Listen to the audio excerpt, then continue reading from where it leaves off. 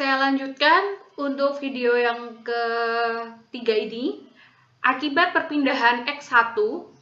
Nah, di sini ya, tadi mula-mula gambarnya adalah seperti ini. Ya, saya akan snap dulu supaya tidak bingung.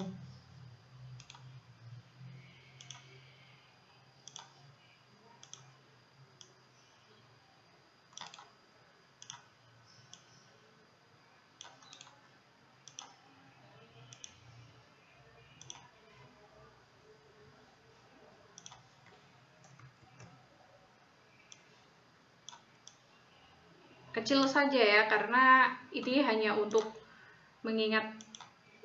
Nah, mula-mula kan gambarnya seperti ini. Kita akan melihat diagram perpindahan X1 terlebih dahulu. X1 ada di sebelah sini.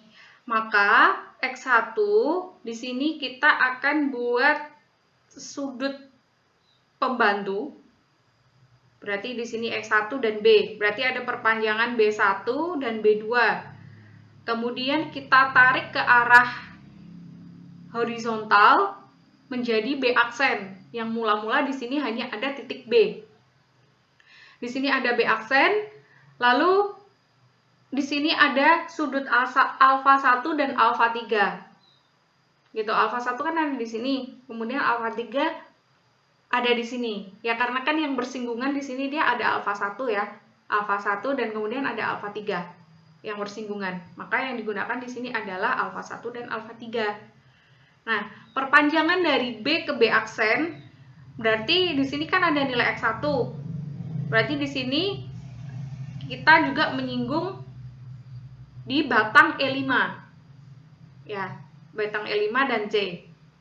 Maka akibat perpindahan X1 saja, join C ditahan. Nih, di sini. Join C ini kita tahan. Maka akibat perpindahan kecil dari X1 itu BB aksen. BB aksen. Maka batang 1 menjadi memanjang X1 cos alfa 1. Ya, B1 X1 dikalikan dengan cos alfa 1. Nah, berarti ini milik E1 karena tadi kita sudah sepakat bahwa nilai F1 itu kita ganti dengan nilai E1. Berarti F1 sama dengan E1 X1 dikalikan cos alfa 1. Nah, kita tinjau di batang 2 dan batang 4. Batang 2 dan batang 4 kan ada di sini, 2 dan 4. Nah, dia tidak terpengaruh karena nilai dari kita tinjau di B ini kan hanya dia ada di E1 dan E3 dan E5 yang ada di sini ya. Berarti E2 sama dengan E4 itu nilainya 0. Kemudian batang 3 dia memendek. Batang 3 ini. Dia memendek ke sini. Berarti X3 dikalikan dengan cos alfa 3. Nah, karena dia batang 3 itu adalah E3 juga bisa kita sebut dengan E3, maka di sini dia berubah. Jadi, karena dia memendek ke arah sini ya, di sini kan mulai dia di sini, dia memendek ke arah X1, berarti min X1 dikalikan dengan cos alfa 3. Kemudian batang 5 juga dia memendek ya ke arah X1 ini. Berarti X1 sama dengan E5 ini. Ya, berarti kalau kita keluarkan E5-nya, nilainya berarti minus X1. Nah, kemudian diagram perpindahan yang X2. Diagram perpindahan X2, kita juga bisa lihat ketika join C ditahan, maka ada akibat perpindahan kecil dari X2. Gitu. Tadi kan X1 ke arah horizontal, sekarang X2 yang ke arah vertikal. Nah, batang 1 memanjang. Di sini. Dia memanjang menjadi X2 sin alfa 1. Kemudian E1 sama dengan X2 sin alfa 1. Batang 2 dan 4 tidak terpengaruh. Nih, batang 2 dan 4 dia tidak terpengaruh ya, karena dia kan nilainya X2-nya vertikal ke atas. Kemudian batang 3 dia memanjang. Nilainya berarti X2 sin alfa 3. Maka sama dengan X2 sin alfa 3. Untuk batang 5 dia juga tidak terpengaruh karena kan dia ke arah vertikal. Nah, diagram perpindahan untuk X3. Perpindahan batang 1 dan 3 tidak terpengaruh, ya.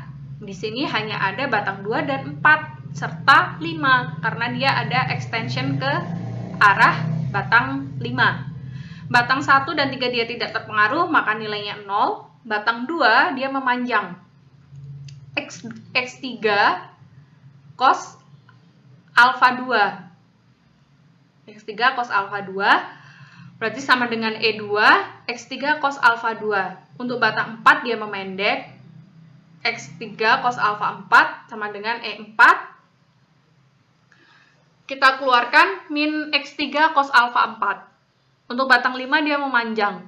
X3 sama dengan E5. Ya, berarti E5 itu sama dengan X3. Kemudian kita lihat di diagram perpindahan X4. Batang 1 dan 3 dia tidak terpengaruh, batang 2 dia memanjang.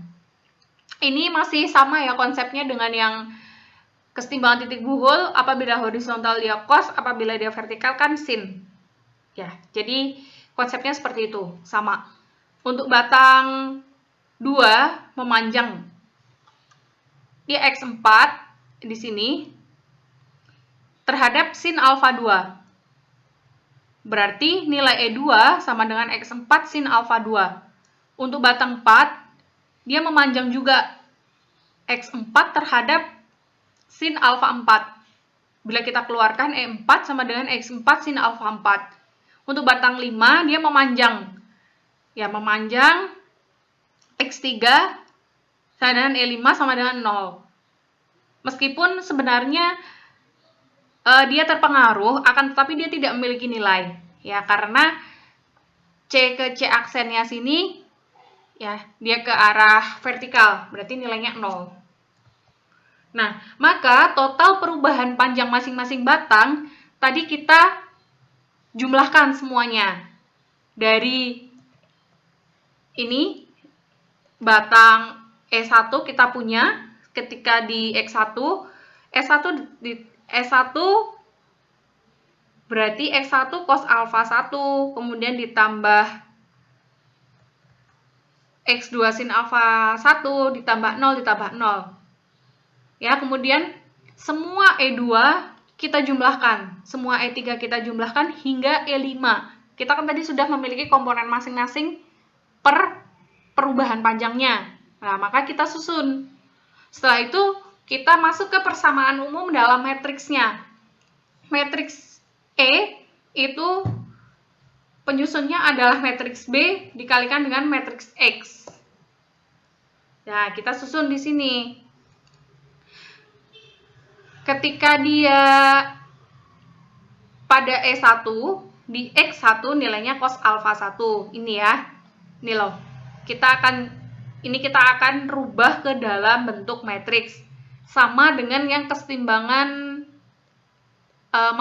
sama dengan yang matriks A caranya. Akan tetapi untuk matriks A kan kita langsung angka. Nah, kalau di sini kita masih menggunakan dalam cos alfa atau sin alfa. Nah, itu sama saja. Tidak ada perbedaannya, hanya simbolnya saja. Nah, berarti dari sini kita ingat ya bahwa nilai E1 ketika dia di E1 dan di X1 nilainya cos alfa 1.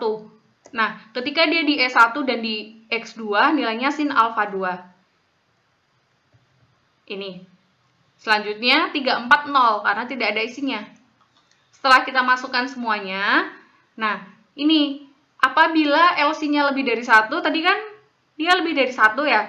Berarti matriks B, matriks E itu sama dengan matriks B dikalikan dengan matriks X.